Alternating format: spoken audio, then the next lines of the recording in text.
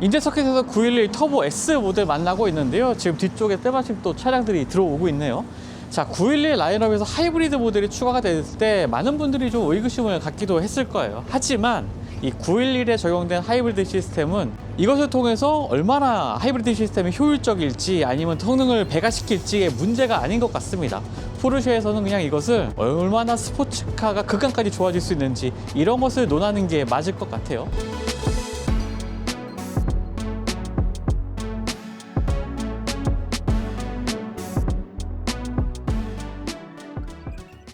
새로운 911 터보 S는 외관부터 바뀌었습니다. 전면 범퍼 하단에는 새로운 인터쿨러의 열기를 배출하는 전용 수직 플랩이 생겼는데요. 여기에 GTS에서 먼저 선보였던 이 가변식 하단 에어 인테이크가 추가가 되면서 고속주행 시에 공기 저항을 줄이는 기능을 하고 있습니다. 헤드라이트 클러스터 디자인도 바뀌었는데요. 기존에는 이 하단에 위치했던 방향지시등이 유닛 안쪽으로 통합이 됐고요. 그 자리에 에어 인테이크 벤트가 새롭게 들어왔습니다. 후면으로 가보면 이 리어 사이드 섹션을 가로지르는 새로운 에어벤트가 더해졌고요. 덕분에 넓어진 이 후면 차체의 볼륨감이 자연스럽게 강조되는 이런 구성을 보여주고 있네요. 이번 세대부터 새롭게 이 터보 S 전용 컬러로 터보 나이트 컬러가 적용이 됐습니다. 이 컬러가 포르쉐 크레스트라든지 배지, 리어 윙, 슬랙 곳곳에 이제 얹혀지게 됐는데요. 하지만 기본 모델에 적용되던 이 사각형의 배기 팁보다는 옵션으로 추가할 수 있는 타원형 팁 쪽이 이 차에는 더 어울린다는 생각이 듭니다. 구매하실 때는 고려해 보셔야 될 것 같고요. 실내에는 992.2세대 모델에 공통적으로 적용되고 있는 변화점이 그대로 적용이 됐습니다. 아날로그 RPM 게이지가 사라지고요. 풀 디지털 계기판이 들어섰죠. 시동 역시 버튼으로 걸게 됩니다. 대시보드와 도어 트림에도 이 카본 구조의 트림이 추가가 됐고요. 터보 나이트 포인트가 적용된 스티어링 휠이라든지 센터 콘솔, 도어 패널 곳곳에 이런 것들이 배치가 되어 있습니다. 헤드레스트에는 터보 S 레터링이 각인되고 있고요.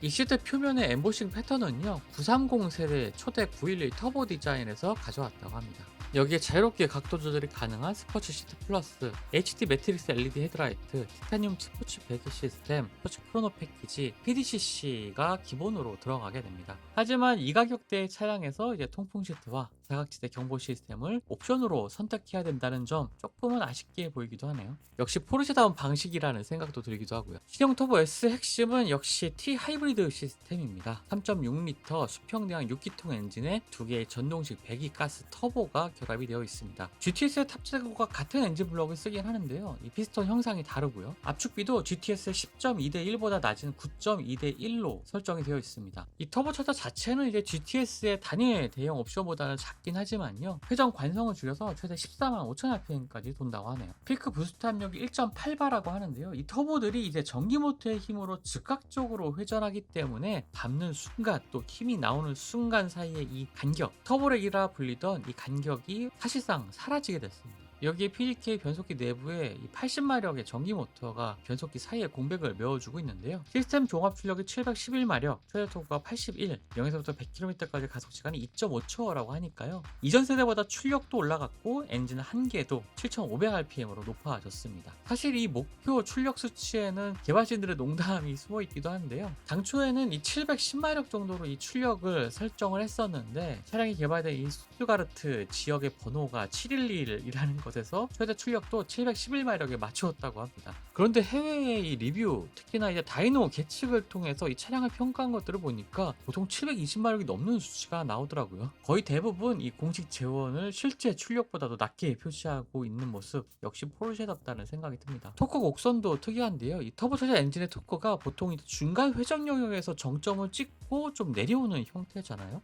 하지만 실형 터보 S는 이 고회전 영역에서 전기 모터와 전동식 토크가 다시 한번 이 토크를 밀어 올리는 구간이 있습니다. 고회전에서 상단을 한 번 더 치고 올라가는 이러한 그 곡선 주행할 때도 반드시 체감이 되는 부분이겠죠. 런치 컨트롤 방법도 간단합니다. 이 브레이크와 가속 페달을 동시에 밟고 있다가 RPM이 어느 정도 안정이 되면은 브레이크에서 발을 떼죠. 그러면 바로 헤드레스트에 머리가 꽂히게 됩니다. 전기차로서 2.5초를 만드는 것과 내연기관으로서 2.5초의 제로를 만드는 것, 여기다가 엔진 사운드가 더해지면서 그 가속감은 정말 압도적이라는 라는 생각이 들고요. 자, 이제 911 터보 S를 타고 이제 서킷에 올라왔습니다. 기대했던 이 서킷 체험인데요. 이 차로 이 서킷을 달리고 있으면 이상한 감각을 느낄 수가 있습니다. 분명 이 속도계에 올라가는 속도는 엄청 빠른데 운전자가 느끼는 이 느낌, 빠르다는 느낌이 상당히 좀 약하게 느껴집니다. 거기다 변속 충격도 이제는 느껴지지가 않고요. 예전에 포르쉐들의 뭐 PDK 변속기가 장착된 모델들은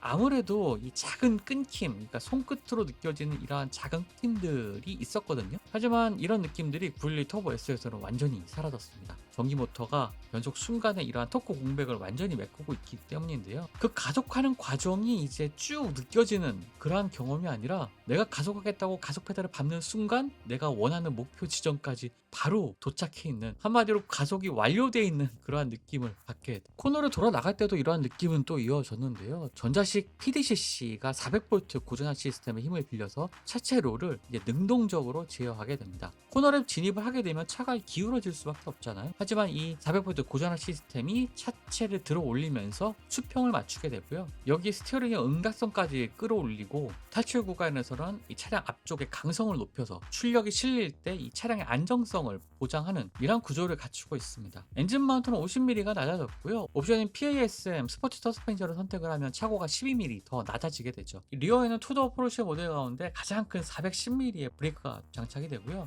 전면에는 420mm의 디스크가 장착이 됩니다. 브레이크 반응 역시 정말 압도적인데요. 브레이크 페달은 단단하면서도 아주 일관적으로 이어지는 이 브레이킹 담력이 인상적이었습니다. 밟는 만큼 정직하게 반응을 했고요. 서킷에서 이제 몇 랩을 돌아도 페이드 기색은 찾을 수가 없었습니다. 사실 이전 모델보다 차량의 무게가 많이 늘어나긴 했거든요. 덩치 큰 성인 남성 한 명이 더 타 있다라고 볼 수가 있겠는데 거의 대부분의 코너에서 완벽하게 제어가 되고 있지만 이 늘어난 무게만큼 미세하게 버티는 느낌, 이런 것들도 사실 좀 지울 수가 없었습니다. 감출해도 감춰지지 않는 이런 질량의 차이도 아주 미세하게 느낄 수가 있었는데요. 여러 가지 주행 모드가 있지만 사실 스포츠 모드로 놨을 때 이 서킷 주행에는 최적의 모습을 보여주고 일반 노멀 주행 모드로 놓게 되면은 이러한 무게감이 조금 더 느껴집니다. 그러니까 주행 모드 간의 격차도 꽤나 느껴진다고 볼 수가 있겠죠. 그럼에도 불구하고 뉴르부르크링 북쪽 코스에서 이전 모델보다 14초가 단축된 7분 3초 92의 기록을 911 터보 S는 기록을 했습니다. 사실 앞서 말씀드렸던 이 무게가 무거워졌지만 그만큼 이 허용되는 속도라든지 코너에서의 지지력, 이런 것들이 범위가 얼마나 넓어졌는지 확인할 수 있는 부분이기도 하겠죠. 서킷에서 고속으로 주행할 때와 또 저속으로 주행할 때의 인상은 또 다른 느낌입니다. 주행 모드를 노멀 모드로 맞춰놓고 주행을 하면은 뭐 승차감 같은 경우에는 굉장히 유연하다는 생각이 들고요. 저속에서 스로틀 반응도 역시나 아주 민감하게 반응하지 않고 유연하게 부드럽게 반응을 합니다. 그러니까 도심교통에서도 뭐 가다서다를 반복하는 이러한 상황 속에서도 운전자가 다루기 부담스럽지 않은 모습이라고 생각이 드는데요. 하지만 브레이크 페달은 뭐 저속에서도 상당히 좀 예민한 편이고요. 그래서 좀 발 뒤꿈치를 바닥에 딱 고정시키고 발의 앞쪽을 아주 조심스럽게 조작하는 방식으로 브레이크를 제어한다면 좀 더 자연스러운 느낌이 날 것 같습니다.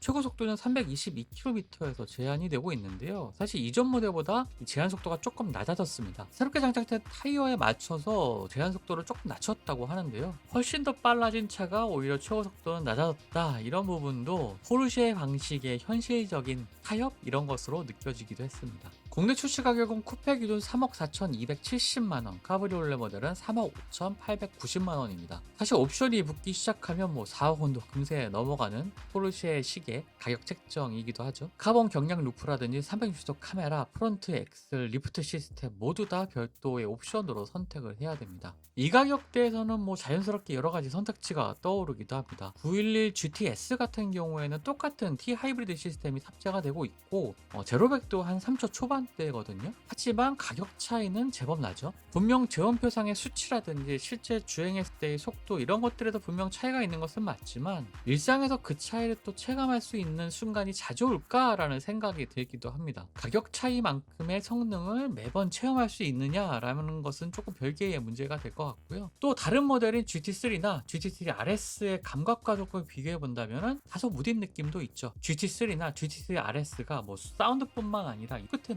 느껴지는 감각이라든지 주행의 질감에 있어서도 훨씬 자극적이고 강렬한 느낌을 주는 것은 맞는 것 같습니다. 결국 비교하게 되는 이 경쟁 모델들이 포르쉐의 다른 라인업이라는 것도 상당히 좀 재미있는 부분이 되는 것 같은데요. 어찌됐건 911 터보 S는 언제 어디서든지 막히지 않는 성능, 그리고 투플라트 투시트의 시동성, 날씨를 타지 않는 4륜 구동 시스템, 트랙과 일상을 동시에 소화하는 능력, 이런 것들을 아주 두루 갖추고 있는 모델이라는 생각이 들었습니다. 페라리 296이라든지 람보르기니 테메라리오보다도 값이 낮으면서도 일상 영역에서는 훨씬 더 편하게 사용할 수가 있는 것도 정말 큰 장점이기도 하고요. 911 터보 S는 분명 이 세그먼트에서는 이 차를 대체할 선택지가 없다고 봐도 될 것 같습니다.